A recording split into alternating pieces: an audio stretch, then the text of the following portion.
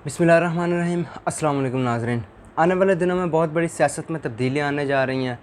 कुछ अहम डेवलपमेंट्स होंगी और कुछ अहम चीज़ें होंगी जो आने वाले वक्त में नज़र आएंगी आपको। और मियां नवाज़ शरीफ साहब जो किस बयानी की तरफ जा रहे हैं अब दोबारा, आज उनकी एक अहम जो है वो सियासी उन्होंने तकरीर भी है कोई, और उनके अहम जो आज बयान भी कह सकते हैं कि वो आज हिकमत अमली बनाएंगे, वो क्या तफसीलात हैं।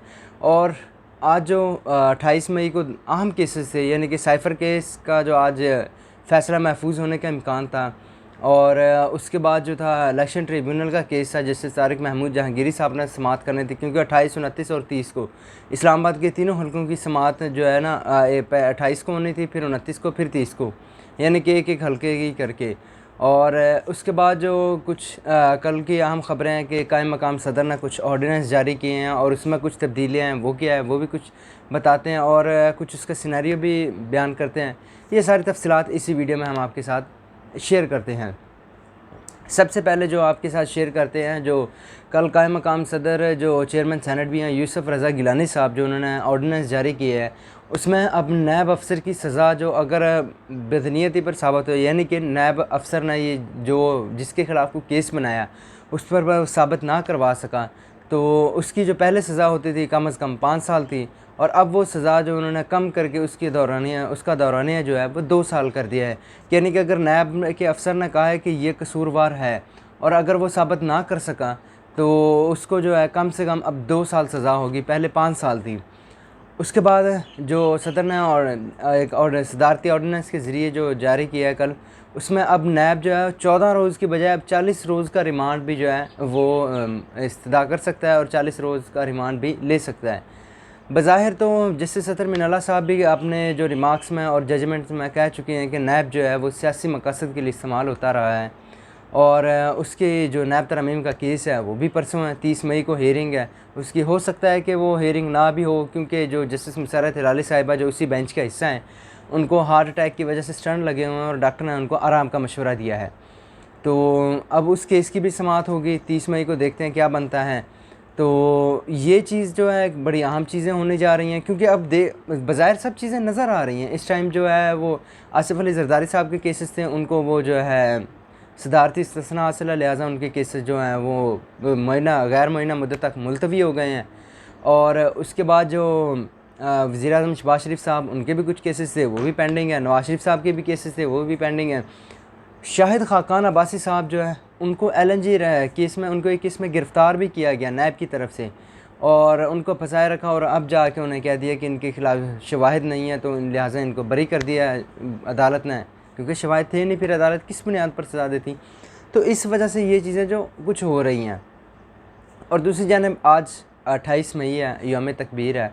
आज पाकिस्तान जो 28 मई को जो पाकिस्तान ने एटमी धमाके किए थे, और उसकी वजह से जो पाकिस्तान जो है आलम इस्लाम में पहला एटमी मुल्क है जो एटमी ताकत रखता है। तो ये बड़ी खुशाइंद और अल्हम्दुलिल्लाह फ़ख्र की बात है कि हम जो है वो एटमी ताकत हैं, और ज़ाहिर सी बात है कोई भी अगर पंगा लेने से पहले सोचता है कि यार एटमी ताकत है, और ये तो इन्होंने मिनट भी नहीं लगाने, सेकंडों में ही काम इन्होंने तमाम कर देना है।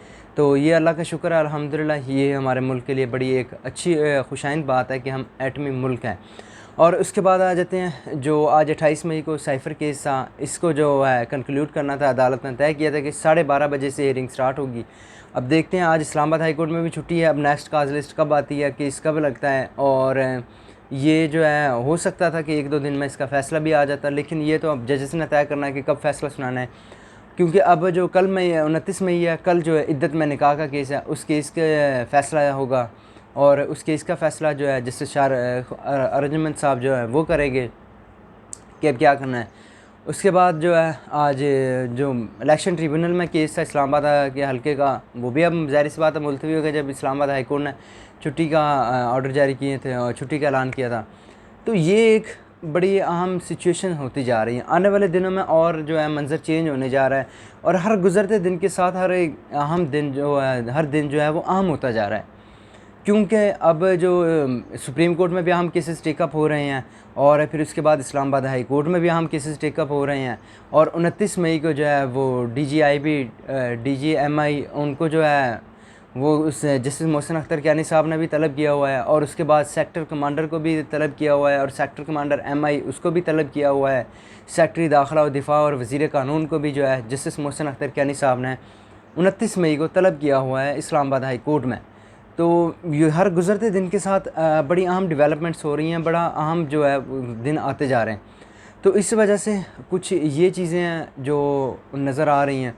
और इसके बाद जो है वो कुछ नवाज शरीफ साहब जो हैं आज वो अहम ऐलान करने जा रहे हैं। तो ज़ाहिर सी बात है वो अपनी सियासी हुकूमत अमली इत्तलात भी यही आ रही हैं कि वो चेंज करने जा रहे हैं, क्योंकि जो उनके साथ हुआ है उनकी खामोशी भी है कुछ बहुत कुछ बता रही है। लेकिन इस वजह से अब वो अपना जो सियासी मंजरनामा है उसको तब्दील, क्योंकि हमने देखा है कि मियाँ नवाज शरीफ साहब के कैंप के जो राना सनाउल्लाह साहब हो गए, मियाँ जवेद लतीफ़ साहब हो गए, ख्वाजा साद रफ़ीक साहब हो गए, तो इनके बयानात भी हमने देखे हैं। और राना सनाउल्लाह साहब के भी कुछ हालिया बयानात देखे हैं, हालिया बयानात, तो उसमें भी कुछ चीज़ें बड़ी नज़र आ रही हैं, वाज़ेह क्लैरिटी की तरफ जा रही हैं मामलात। तो ये चीज़ें थी।